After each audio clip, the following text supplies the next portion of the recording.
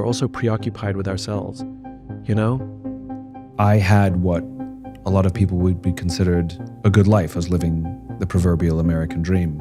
You know, I quit my job to start my own business, made an okay living, had great clients, did good work, and yet I'd lost my passion for that and didn't want to wake up and go to work anymore, which was embarrassing because superficially everything was just fine.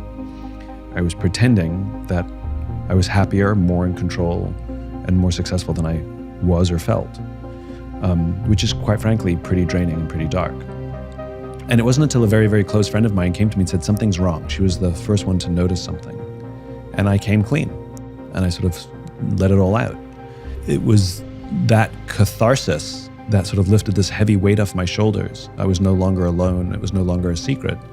And all of the energy that was previously going into lying, hiding, and faking now went into finding a solution. If you allow someone to sit and struggle with you, it actually deepens the relationship. But what we're talking about is risk. What we're talking about is being vulnerable. And it requires more courage, as you've learned. It actually requires more strength to say, I'm anxious today, than it does to lie and say everything's great. That's the irony. Superficially, it's stronger. But in reality, it's cowardice. If you want to be an elite warrior, you better get really, really good at helping the person to the left of you and helping the person to the right of you. Because that's how people advance in the world. I don't like the conversations of strengths and weaknesses because strengths often have liability. I'm really confident. Okay, in the wrong context, you're arrogant. But weaknesses also have silver linings. Yes, it's important for us to understand our characteristics that we exhibit, of which some of them in certain contexts are huge strengths, and some of the exact same characteristics in the wrong context are huge weaknesses, right? So we have to be very careful when we label people or generations as being strong or weak, because the answer is, it depends. We have to take the time to foster and take care of people around us, to nurture our relationships, because when we're going to be doing something difficult, when we're going to be swimming upstream, when we're going to be innovating and doing something different, there are days we're going to doubt ourselves. There are days we're going to get knocked in our ass. There are days that storms are going to rise, and we have to have people who say, I got your back. You need to do this. There's no such thing as winning global politics, and there's definitely no such thing as winning business. Business is an infinite game. And yet, when we listen to the language of too many leaders, they talk about being number one, being the best, and beating their competition. Based on what? There's no agreed upon objectives, there's no agreed upon timeframes. And so what ends up happening is you have people building organizations and leading with a finite mindset, playing to win, in a game where there's no such thing as winning. Leadership is not about being in charge. It's about taking care of those in our charge. And the very responsibility of a leader is not to drive performance. Leaders are not responsible for the results. Leaders are responsible for the people who are responsible for the results. And the problem is we don't teach people how to lead, right? When you're very, very junior, we give people tons of training how to do their jobs. Some people get advanced degrees how to do their jobs so that they'll be good at them. And if you're really good at your job, we'll promote you. And eventually you get promoted to a position where you're now responsible for the people who do the job you used to do, and we don't teach you how to do that. So how can we expect people to be good at their jobs if we don't train them how to do it? Like, would you go see a doctor that didn't go to medical school? No. So why would we work for a leader who has no training in being a leader? That's why we get managers. That's why we get micromanagers. That's why we get toxicity. It's not because they're bad people. It's because they don't know what they're doing.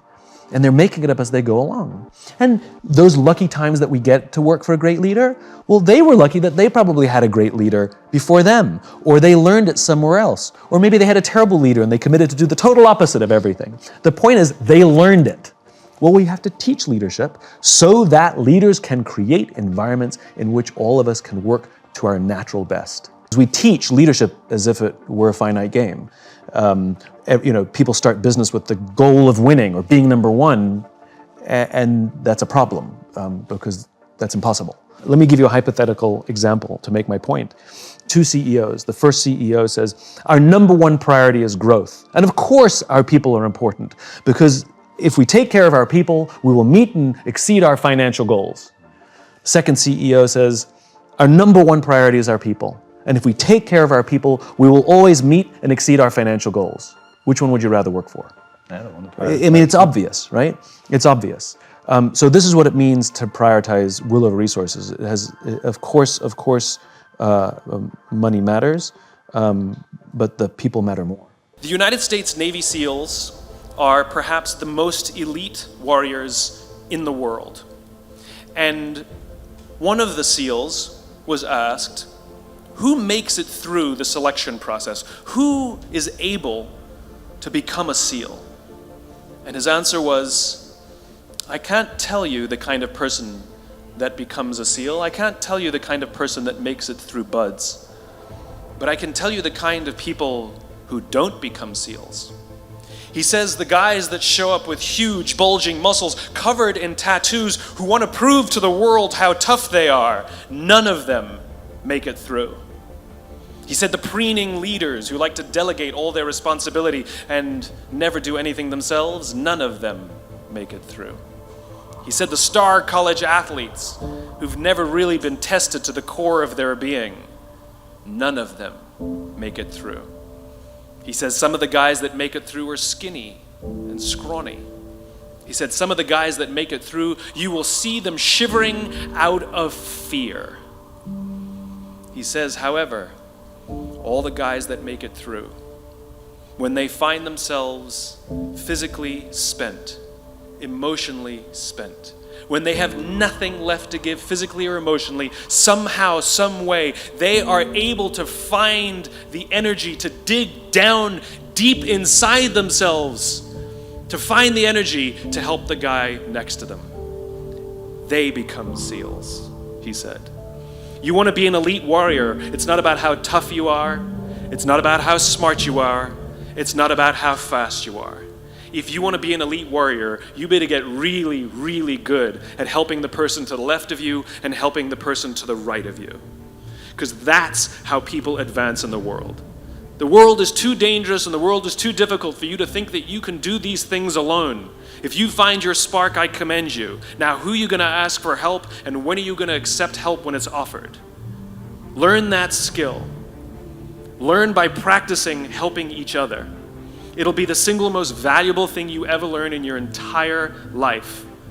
To accept help when it's offered and to ask for it when you know that you can't do it. The amazing thing is when you learn to ask for help, you'll discover that there are people all around you who've always wanted to help you. They just didn't think you needed it because you kept pretending that you had everything under control. And the minute you say, I don't know what I'm doing, I'm stuck, I'm scared, I don't think I can do this, you will find that lots of people who love you will rush in and take care of you. But that'll only happen if you learn to take care of them first. Nelson Mandela is a particularly special case study in the leadership world because he is universally regarded as a great leader.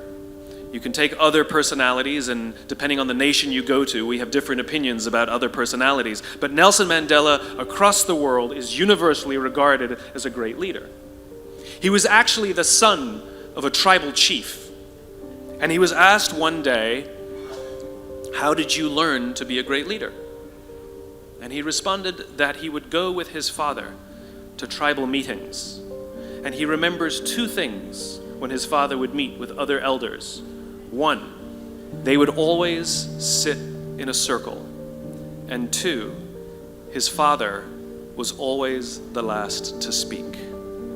You will be told your whole life that you need to learn to listen. I would say that you need to learn to be the last to speak. I see it in boardrooms every day of the week.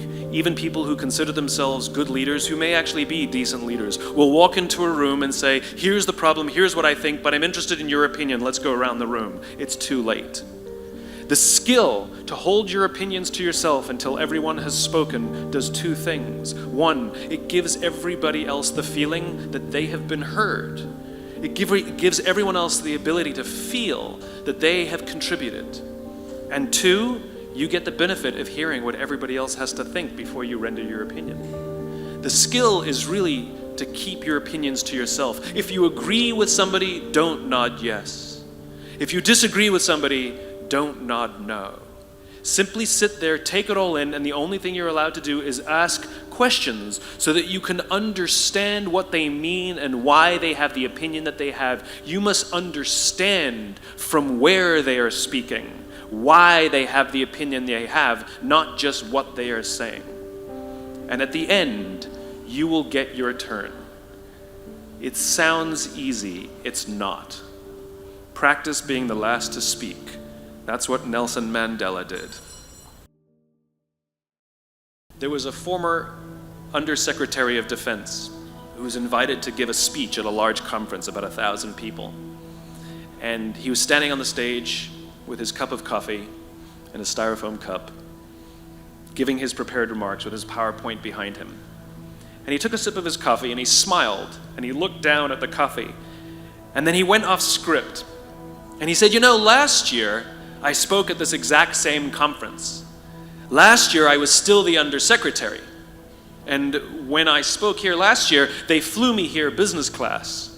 And when I arrived at the airport, there was somebody waiting for me to take me to my hotel. And they took me to my hotel and they had already checked me in and they just took me up to my room. And the next morning I came downstairs and there was someone waiting in the lobby to greet me, and they drove me to this here same venue. They took me through the back entrance and took me into the green room and handed me a cup of coffee in a beautiful ceramic cup. He says, I'm no longer the undersecretary. I flew here coach. I took a taxi to my hotel and I checked myself in. When I came down the lobby this morning, I took another taxi to this venue. I came in the front door and found my way backstage, and when I asked someone, do you have any coffee? He pointed to the coffee machine in the corner, and I poured myself a cup of coffee into this here styrofoam cup. He says the lesson is, the ceramic cup was never meant for me. It was meant for the position I held. I deserve a styrofoam cup. Remember this. As you gain fame, as you gain fortune, as you gain position and seniority, people will treat you better. They will hold doors open for you. They will get you a cup of tea and coffee without you even asking. They will call you sir and ma'am, and they will give you stuff. None of that stuff is meant for you. That stuff is meant for the position you hold. It is meant for the level that you have achieved of leader or success or whatever you want to call it. But you will always deserve a styrofoam cup.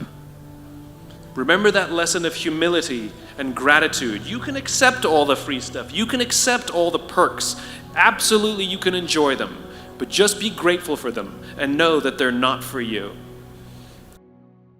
When we lead with an infinite mindset, and the leaders that do lead with an infinite mindset have disproportionately more successful companies, more innovative companies, more profitable companies, all of which are strong enough to last for a very, very, very long time.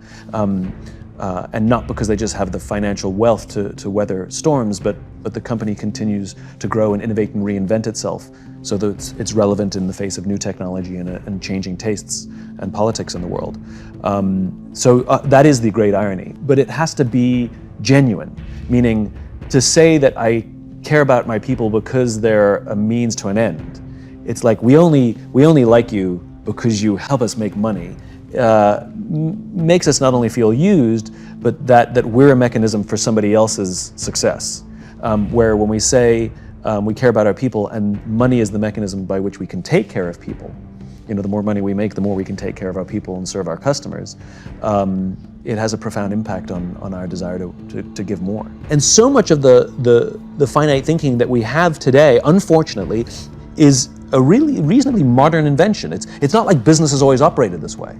The thinking of Milton Friedman, the 1970s economist, has really dominated sort of business theory today. He theorized that the responsibility of business, this is his definition, the responsibility of business is to maximize profit within the bounds of the law, right? What about ethics? Like a pharmaceutical company that raises the price on essential drug 200%, 300%, 500%, 800%, it's not illegal. It is unethical, right? It makes us uncomfortable, and yet the law is not broken. That's not a good enough standard to run a business. And it was his thinking that gave rise to the theory of shareholder supremacy, which was a theory proposed in the late 1970s, where we prioritize the wants, needs, and desires of a shareholder over the needs of the customer or the employee, which is like a coach who's trying to build a great team by doing what the fans want versus what the players need, right? That's basically shareholder supremacy.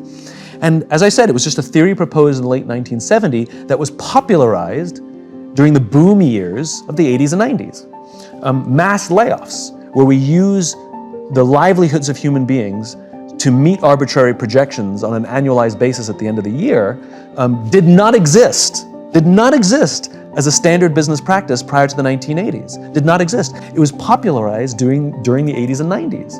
And it's not for the people to prove to you that they're loyal, it's the other way around. Leaders set the tone. And so it's because of this general business theory that we've seen a steady decline, a steady erosion of loyalty in the business world today. We don't want to work at a company for 20 or 30 years, mainly because we're not sure we could. We're not sure that the company actually cares to keep us around that long. And so we constantly have our eyes open and we're constantly scanning. We come to work feeling uncomfortable that some of the decisions that are being made don't benefit the good of the employee, that it really benefits this artificial constituency that we call the shareholder, which is really just a bunch of institutional investors. There's this shareholder myth because there's been a steady decline of the middle class being involved in the stock market for years. And the whole point of the stock market was that we all get to share in the wealth that we helped build, because it's on the back of average Joe employees that produced the great wealth in the nation. And the whole point of the stock market, the genius of the modern day corporation, the genius of the public company, was that we all get to share in the wealth that we're helping produce. Unfortunately, over the course of the 80s and 90s, we've seen systems produced where we're seeing the general population, the middle class, actually be less included in that success. Sometimes you're the problem. We've seen this happen all too recently with our new men of science and empirical studiers, and these men of finance who are smarter than the rest of us until the thing collapsed. And they blamed everything else except themselves. And my point is take accountability for your actions. You can take all the credit in the world for the things that you do right, as long as you also take responsibility for the things you do wrong. It must be a balanced equation. You don't get it one way and not the other. You get to take credit when you also take accountability.